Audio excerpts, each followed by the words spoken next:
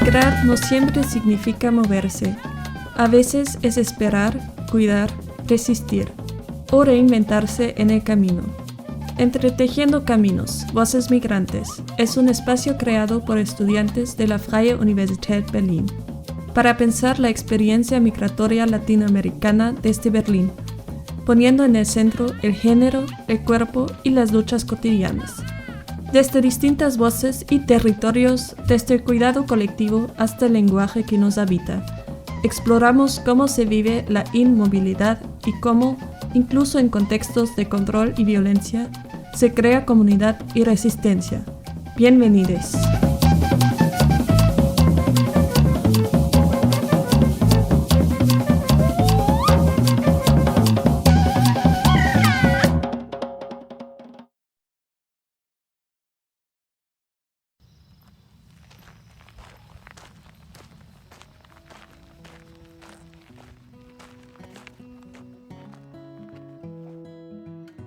Migrar tiene que ver mucho con una palabra que es planta en la tierra, ¿no? Que es sobrevivir.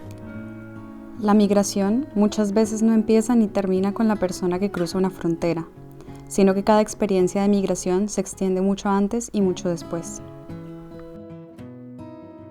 La migración no empieza desde mí, sino empieza desde mucho más atrás. Digamos, la persona o la cual me ha marcado más ha sido el migrar de mi abuela, que tuvo que salir de Huánuco a los 14 años hacia Lima, en una ciudad donde no tenía familia, y se dedicó a trabajar no solamente para su sobrevivir, sino para la de su familia.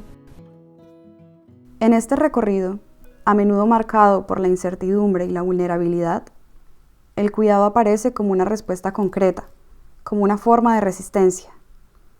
Cuidar a quienes y entre quienes migran es también un acto político, una manera de disputar el abandono.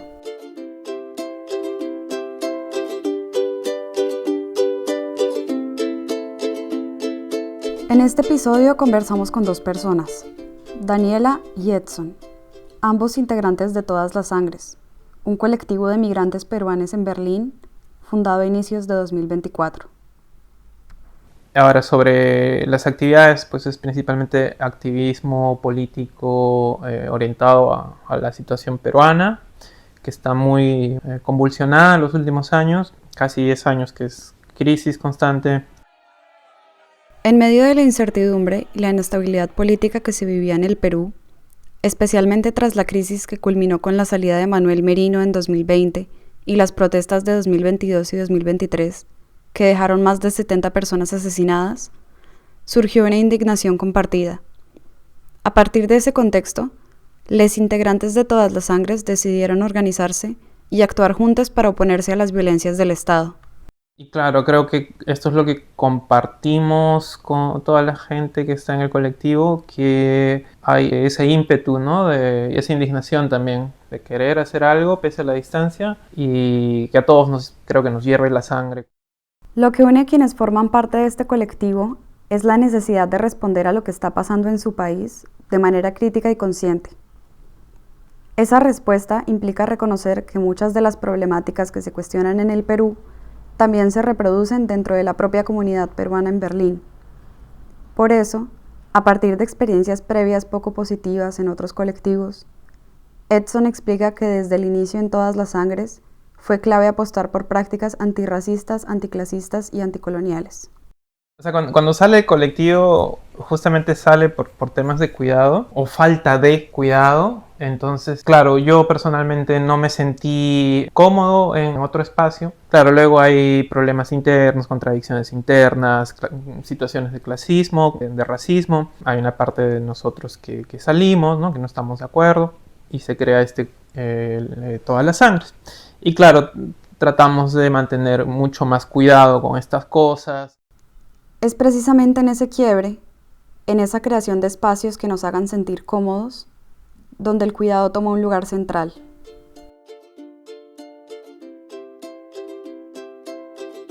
Especialmente en contextos de migración, cuidar y cuidarse adquiere un significado profundo. Implica sostenerse mutuamente, acompañarse y construir redes en un entorno que muchas veces estando fuera de nuestro país, lejos de nuestra casa, amigos y familia, nos resulta hostil.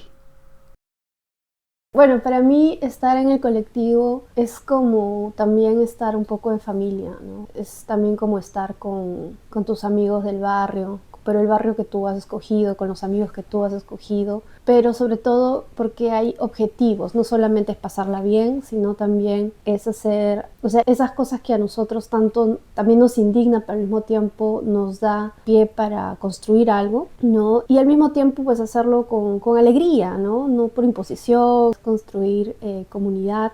Cuidar no es un gesto individual ni algo que ocurra en soledad. Es un conjunto de prácticas que nacen de la necesidad, del acompañamiento y de la experiencia compartida. En el activismo, el cuidado se vuelve una forma de resistencia. Desde allí, Daniela nos cuenta qué significa para ella cuidar y ser cuidada, particularmente como migrante. Para mí significa un lugar seguro, un lugar ameno. No siempre significa ir a luchar, sino también comer juntos, escuchar música, hacer bromas, ¿no? Y compartir las diferentes experiencias que tenemos. Migrar no es solo cambiar de lugar. También significa dejar atrás rutinas, afectos, el idioma cotidiano y todo aquello que hacía que el mundo se sintiera familiar. De pronto, hay que empezar de nuevo, en un contexto ajeno, que no siempre entiende quién eres ni de dónde vienes. De cierta manera, creo que llena un espacio, ¿no? Un vacío de comunidad, ¿no? De tu gente, digamos, donde uno se siente cómodo, tranquilo, ¿no? Lo que decía Dani, ¿no? O sea, la familia que uno escoge. Y es ahí donde el cuidado se vuelve una forma de resistencia cotidiana. En ese proceso, no es raro que aparezcan o se intensifiquen sensaciones como la soledad, la tristeza o incluso la depresión. Por eso, organizarse y cuidarse colectivamente tiene el potencial de volverse una forma de resistencia, porque no solo es una forma de sobreponerse, sino también de acompañarse, de sentirse parte de algo, de construir vínculos, afectividades y de no atravesar las dificultades del migrar desde el aislamiento. Necesito también esa calidez de tener una pequeña comunidad, ¿no? O sea, que va más allá de un grupo de amigos también, ¿no? Gente que se preocupa el uno por el otro y que estás un poco más al pendiente también, que me permite conversar sobre mis preocupaciones, sobre mis vacilaciones, sobre mis dudas, ¿no? Con diferentes personas que tienen diferentes experiencias de vida. O sea, compartimos esas preocupaciones y esos sentires y los colectivizamos también, ¿no? De alguna manera. Y en la práctica, ¿cómo se ve eso? ¿Qué tipo de acciones concretas llevan a cabo? Tenemos que cuidarnos, tenemos que realmente ser empáticos con el sentir del otro. Hay varias generaciones ahí, eso es algo muy bonito, pero también, claro, a veces otras generaciones no nos entienden o no los entendemos, entonces, ¿cómo tratamos con esos temas, ¿no? Y creo que por ahí es mucho el cuidado que hemos tenido, ¿no? De realmente ponerse en los zapatos del otro y decir, y tratar de entender qué es lo que está diciendo, ¿no? Cambiar la perspectiva implica detenerse un momento y tratar de entender la posición del otro. No se trata de estar de acuerdo, sino de comprender desde dónde habla y por qué. Tener una opinión distinta no debería ser el punto donde un colectivo se debilita, sino una oportunidad para fortalecer lazos. Cuando el desacuerdo se convierte en aislamiento, la sociedad se debilita. Muchas políticas se sostienen justamente en esa división, en el miedo al otro. Escuchar, entender y reconocer la diferencia pueden ser actos de lucha. Todas las sangres tienen su propia manera de hacerlo, desde el cuidado colectivo andino. Actualmente se trabaja mucho bajo el concepto de cuidado, pero desde el trabajo colectivo andino, el cuidado está también en la forma, ¿no? En la cual se se hace la asamblea, ¿no? Se hacen las reuniones, ¿no? Donde no solamente está el debate político, sino también el accionar, ¿no? Y por ejemplo, el tema de la alimentación, ¿no? El tema de la salud mental. Daniela nos invita a pensar el cuidado desde otras cosmovisiones, en particular desde la tradición andina, donde el cuidado se entiende como una forma distinta de socialización. Cuando tú vas a una casa en los Andes, ¿qué te brindan? Canchita, quesito, motecito, un matecito caliente. No te van a decir, te ponen de la puerta, ya anda nomás. No, eso te lo hacen en Lima, pero no te lo van a hacer en la sierra. ¿Por qué? Porque eso también es construir, ¿no? Es una forma también de tejer, ¿no? En los Ainis, en la Minca, se hace chicha, se hace comida, no porque seamos unos glotones, sino porque es una forma también de terminar de generar ese círculo. Porque si tú te sientes bien, ¿no? Eres productivo, das abundancia.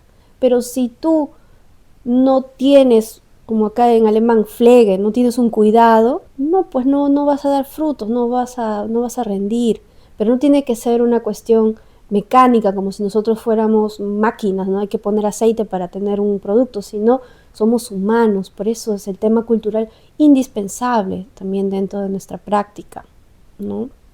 Y desde allí más bien abordaría el tema también de cuidado. Entender el cuidado como acto de resistencia política implica reconocer su raíz como práctica anticolonial, especialmente desde las visiones andinas.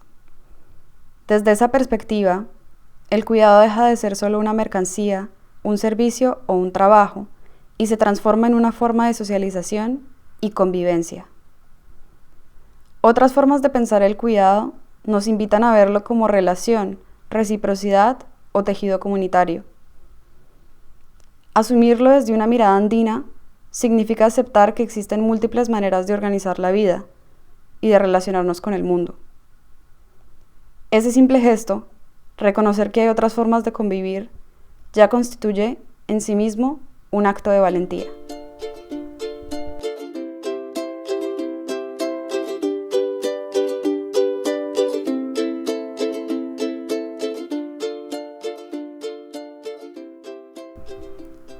Entendemos que el cuidado es más que algo individual, más que un trabajo o un servicio.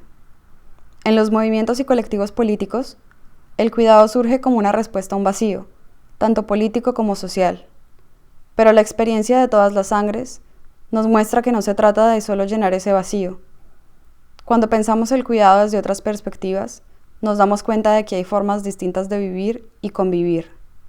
Cuidar desde otras miradas no solo atiende necesidades inmediatas, también cuestiona las estructuras dominantes y propone modos de vida más comunitarios y sostenibles. Y eso, por sí solo, ya es un acto reivindicador, porque convierte el cuidado en una herramienta política que rechaza la exclusión y apuesta por la vida compartida. Estas reflexiones sobre el cuidado como acto político encuentran su cierre en las palabras de Daniela, que recuerda la violencia y las injusticias que han atravesado su familia y se plantea cómo romper con esos ciclos. Porque tantas cosas que pasó mi abuela, yo voy a tener que pasarlas y tal vez mi descendencia también la pase. O sea, ¿por qué tenemos que repetir estas mismas historias? Y ahí es cuando también dije, pues de repente es el momento de decir, hasta aquí se acabó. Y no me importa si esto es Europa, pero van a saber quién es mi abuela y quién soy yo.